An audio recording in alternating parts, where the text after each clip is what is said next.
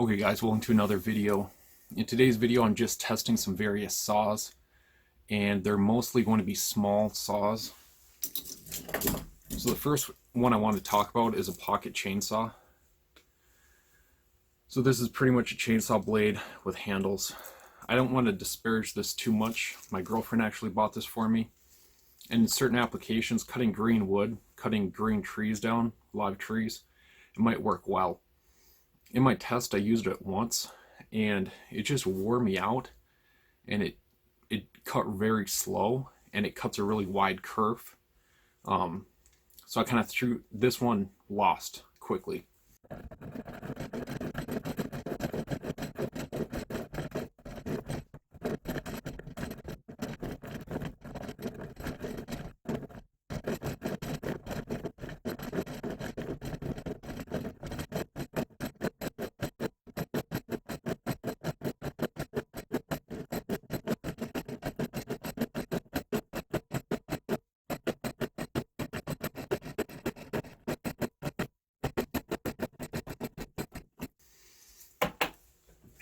The second one was a Swiss Army knife or Victorinox Farmer. So this is like a 91mm standard size Swiss Army knife. If you have a bigger one, the saw blade might be a hair longer.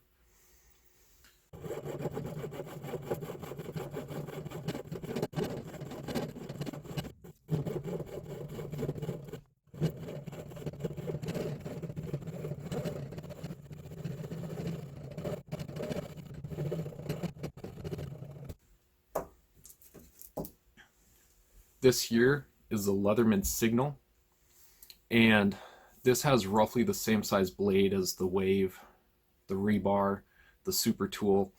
They're all around the same size and design.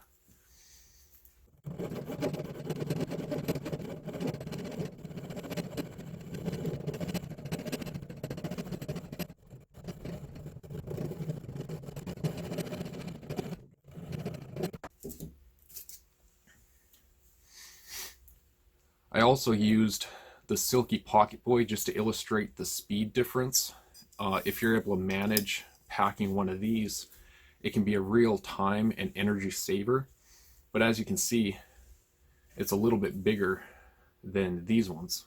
But I threw this in the mix just because it's a common saw, and I'm a big fan of it. It's really compact. It's very easy to carry, but sometimes you might not be able to carry a saw this size.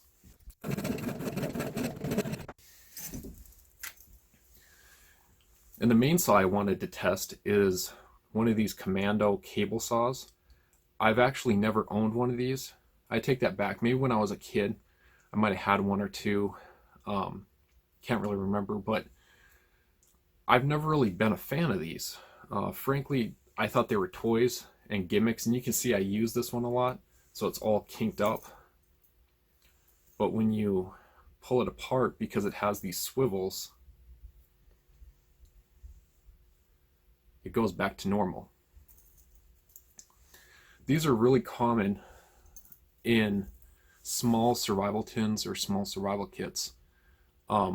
This is the cheapest one I could buy. I bought a 10-pack on Amazon for $10, so it was $1 a piece. Maybe you can get higher quality ones, but I'll be honest, I was fairly impressed with this.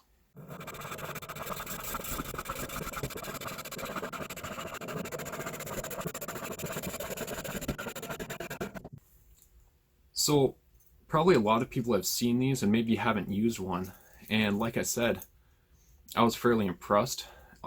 Its learning curve was really short. Once you kind of get the motion down, it works really well. It's very compact, lightweight, cheap.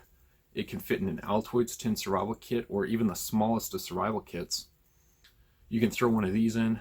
Like I said, it cost anywhere from $1, or if you want to splurge, $4, $5.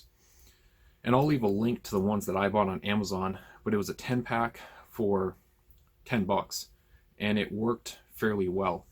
If you've never seen one, and maybe I can take some close-up pictures, it's like a 3 or 4 strand wire that twists, and then all these micro wires spun around each one of those 4 coils.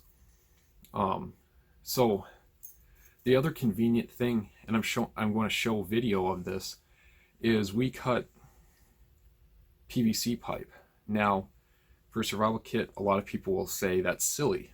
Well, it could. I mean, I threw it in there just because, for something different. But let me tell you, this zipped through the PVC pipe. And I'll probably show it on camera, but I would say I could make 4 cuts through 2-inch PVC pipe with this in the same time it took me to cut once with this.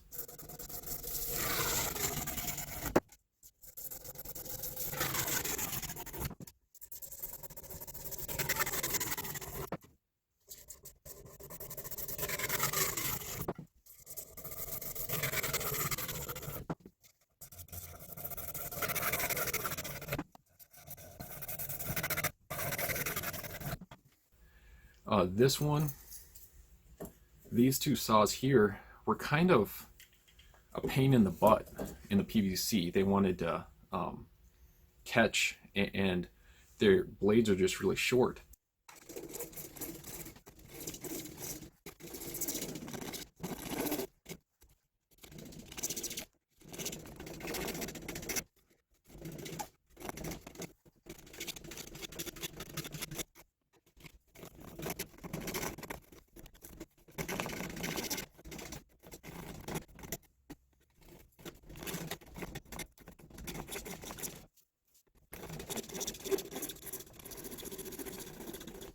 This Silky saw did work a little bit better. I thought it would cut faster, and maybe it did cut faster than this, but consider the size and the cost difference.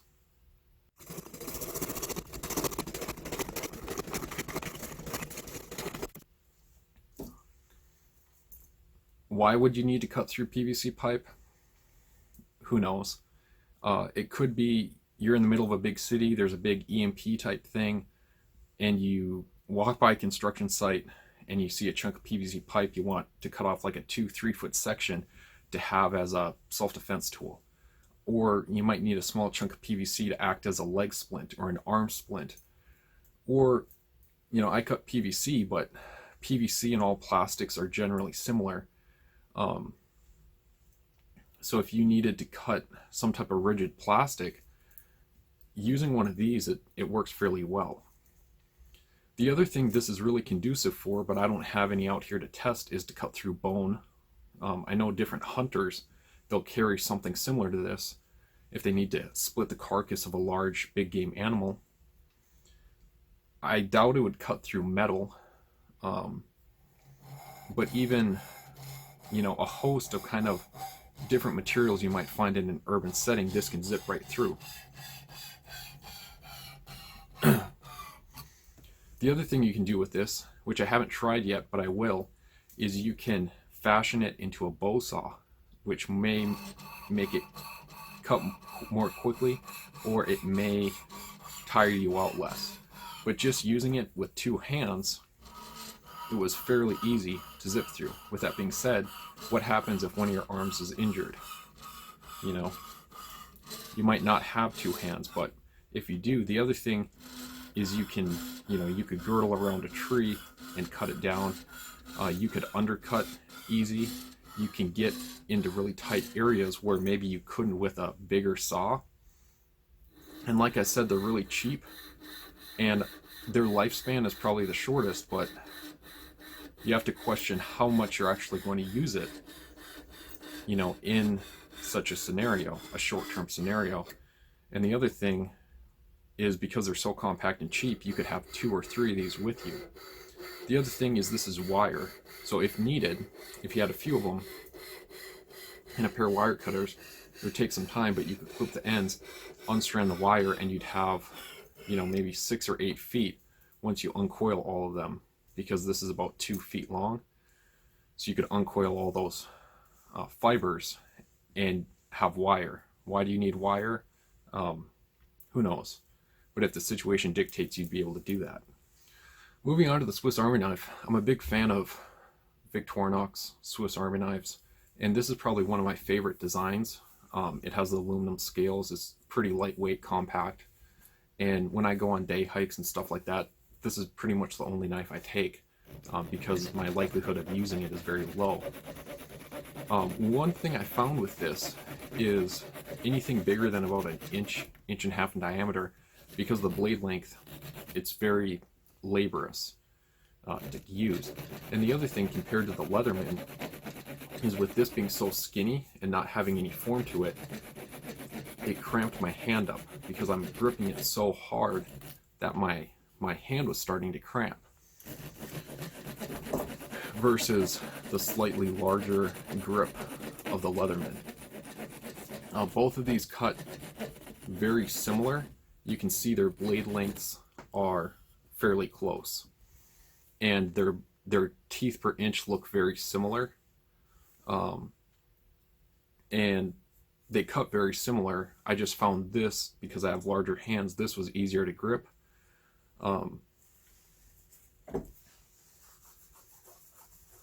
And the thing to keep in mind with both the Leatherman and this one is not only do you have the saw, which is usable but not the best, but you also have a very sharp knife. You have a pokey awl, and then you have some can openers, bottle openers, and screwdrivers.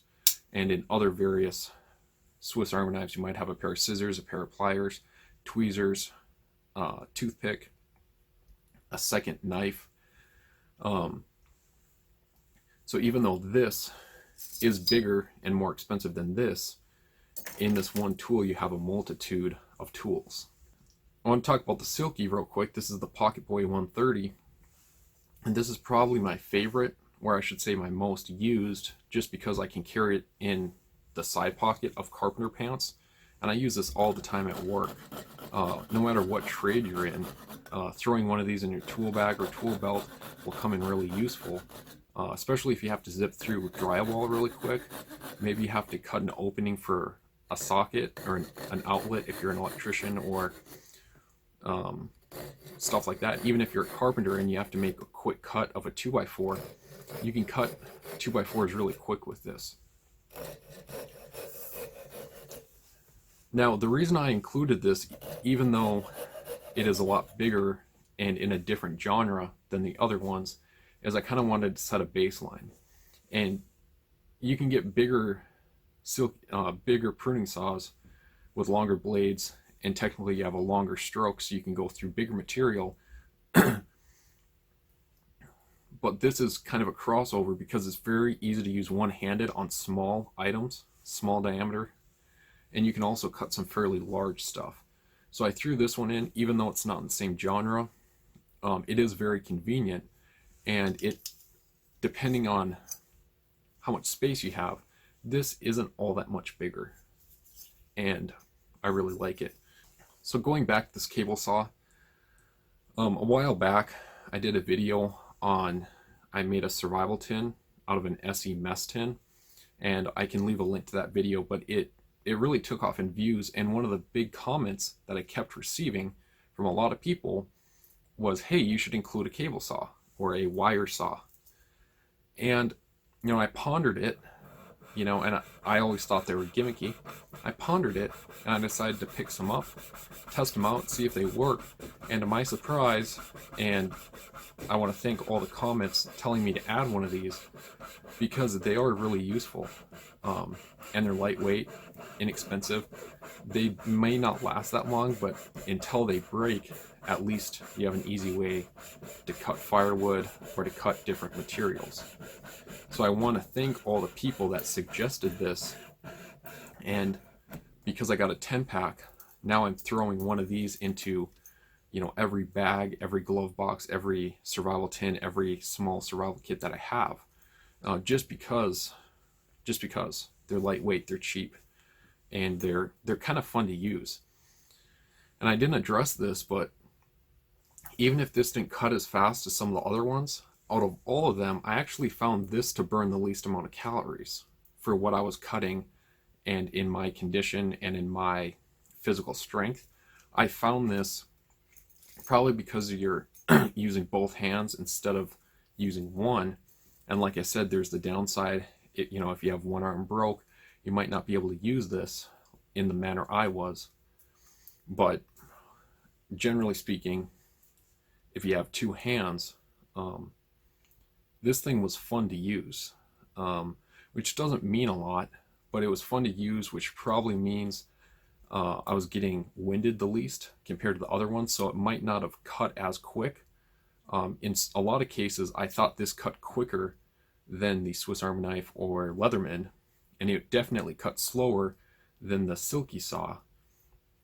But I found this to be the most fun to use. And like I said, I don't know how long it will last. This one's kind of all getting all kinked up, but once I pull it out, it straightens out. So hopefully you enjoyed this video. Like always, you can go back to my homepage, watch some of my current videos. If you like what you see, feel free to subscribe, and I'll catch you in the next video.